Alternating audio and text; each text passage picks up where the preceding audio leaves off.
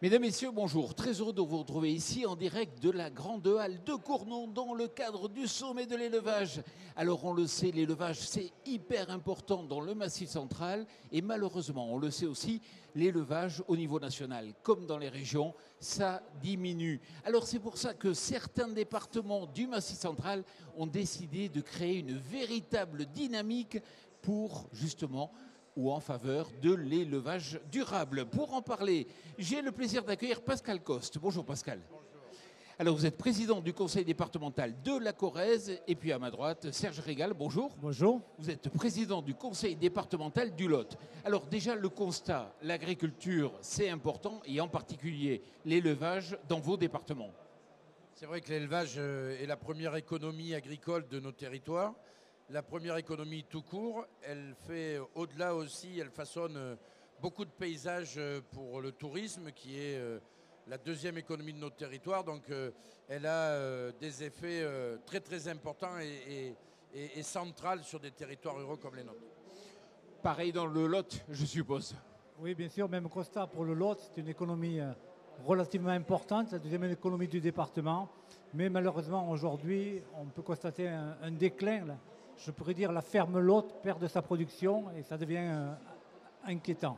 Bon, alors c'est pour ça que vous avez décidé de réagir et c'est le lancement officiel ici, dans le cadre du sommet de l'élevage, d'une, comment on appelle ça, d'une dynamique de 10 départements sur 12 du Massif central. Expliquez-moi. Oui, on a souhaité créer ce collectif des départements du Massif central pour soutenir l'élevage à l'herbe.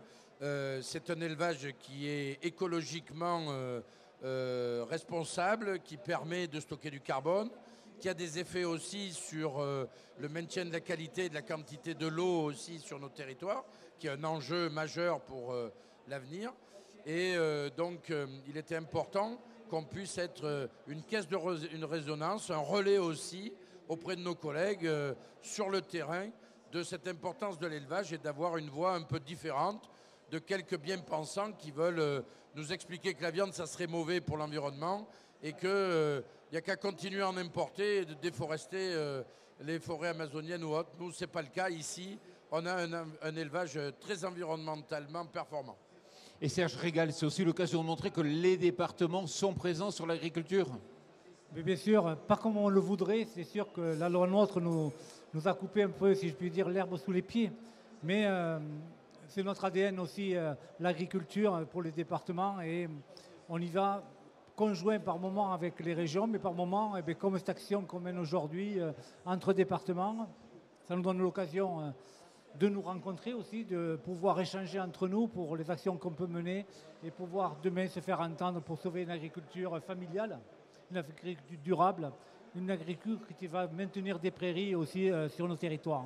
Alors pour agir, il faut des leviers d'action. Par exemple, le premier des leviers d'action, c'est justement d'être engagé pour l'élevage durable. Ça veut dire concrètement accompagner financièrement des projets. Alors, on va effectivement dans nos territoires, au titre de l'aménagement du territoire, qui est une compétence du département, eh bien, accompagner un certain nombre de projets. Nous le faisons déjà. Conduire aussi un certain nombre d'études pour, comme sur l'eau, pour lutter contre des fausses idées ou des idioties qui sont répétées 1000 fois, ça n'en fait pas une vérité. Et donc, apporter aussi un certain nombre de vérités sur la place de ce type d'élevage. L'herbe, s'il n'y a pas de ruminants, eh bien, il n'y en aura plus. Donc ça voudra dire de l'enfrichement, des territoires qui se ferment. Et donc ça, c'est très important qu'on puisse le porter. Notre ambition, c'est l'année prochaine, au-delà de la création autour du Massif central, de pouvoir fédérer aussi d'autres territoires où les pâturages, l'herbe est très présente et l'élevage de ruminants à l'herbe est très très présent. L'année 2025 peut-être d'amener aussi des collègues de départements européens à pouvoir participer et être très très présents dans le cadre du sommet mondial des pâturages qui aura lieu organisé par l'UNESCO et dont le sommet d'élevage sera un moment important aussi en 2026. Donc on s'inscrit véritablement dans la durée et dans la mobilisation pour pouvoir aussi expliquer dans nos collèges, un peu partout, le rôle de cet élevage. Ça veut dire que c'est le Massif central, mais ça peut rayonner bien au-delà? Oui, bien sûr, le Massif central, c'est une raison géographique de nous retrouver, mais je crois que des départements qui ont cette envie de défendre leur élevage existent au-delà du Massif central, et pourquoi pas les accueillir parmi nous. Je crois que tous, on a cette volonté de défendre cette agriculture, et donc je crois qu'on est ouvert. Fallait-il encore démarrer, et je crois qu'aujourd'hui, c'est une première pour nous. Déjà l'envie de nous organiser un peu mieux pour l'an prochain et de nous faire entendre d'une façon différente. Donc c'est aussi un mouvement qui est transpartisan, hein. C'est véritablement l'élevage durable et à l'herbe qui nous réunit. On attend avec impatience aussi la position du ministre de l'Agriculture qu'on a rencontré collectivement ce matin, notamment sur l'installation des jeunes agriculteurs, parce qu'un des enjeux sur nos territoires, c'est ce renouvellement des générations. Lorsque on met des fers supplémentaires, une charrue, on peut s'agrandir, avoir plus de surface. Être auprès de bêtes d'élevage, on a des limites aussi humaines et physiques qui font qu'on n'aura pas... l'agrandissement n'est pas la clé de toutes les solutions. Le réchauffement climatique amène à ce qu'il y ait peut-être qu'un animal ou un UGB à l'hectare, mais globalement, ça veut dire qu'il faut renouveler les générations, donner envie. Ça veut dire que manger un peu de viande de qualité qui est produite de manière exemplaire sur le plan écologique et qui stocke du carbone et qui a des effets sur l'eau et sur la qualité de l'air, eh bien, c'est aussi permettre à des jeunes de s'installer. Et donc, on va attendre que le ministre, peut-être, nous annonce aussi une capacité à pouvoir stocker du foncier, à pouvoir participer au financement du capital d'exploitation qui est énorme en élevage.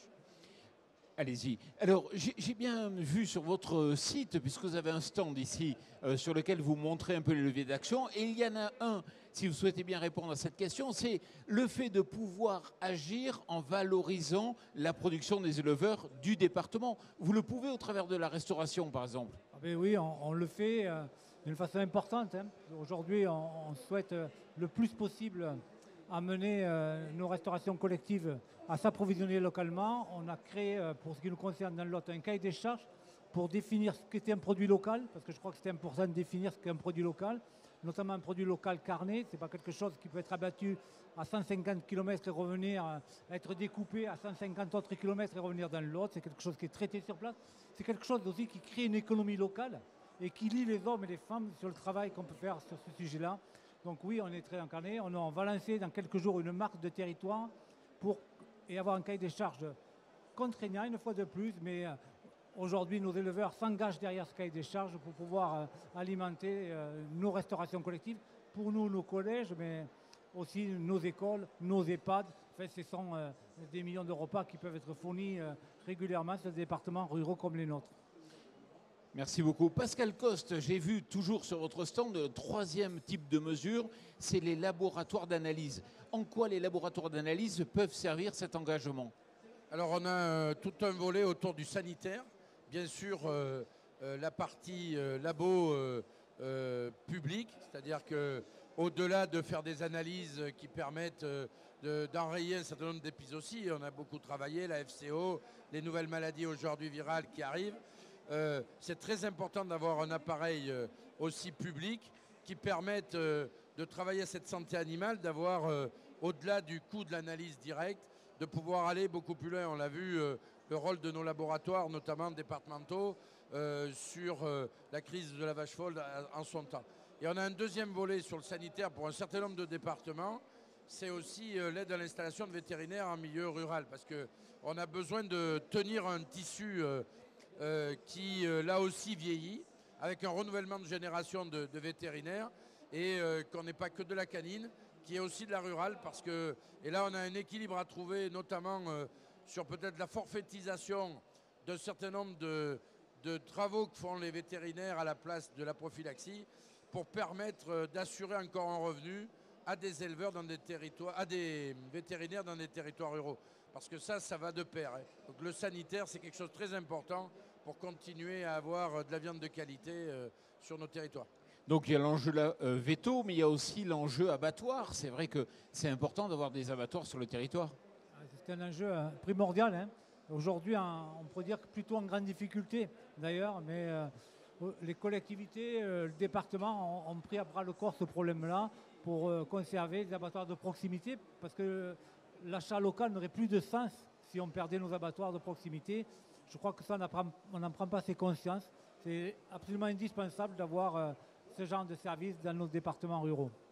Alors chacun, vous avez des idées. Au-delà des idées politiques, vous êtes capable de vous retrouver autour de l'élevage sur des problématiques communes, sur des actions communes. Par exemple, en Corrèze, vous avez une marque spécifique. Les autres départements peuvent aussi avoir la même démarche. Avec Omailot, nous on a Origine Corrèze qui fait la promotion de produits, pas que alimentaires d'ailleurs, ça peut être dans les services. Alors c'est vrai que les marques territoriales apportent aussi ces signes distinctifs, permet aussi de donner de la fierté aussi à leurs éleveurs et à ceux qui arborent aussi cette marque. C'est un signe de reconnaissance. C'est aussi important et je pense que derrière le message du collectif des départements, c'est véritablement arrêter cet agribashing et de revenir à expliquer peut-être beaucoup plus en détail ce que l'on fait, comment on produit, parce que le lien entre l'agriculteur et le consommateur s'est distendu au fil des temps.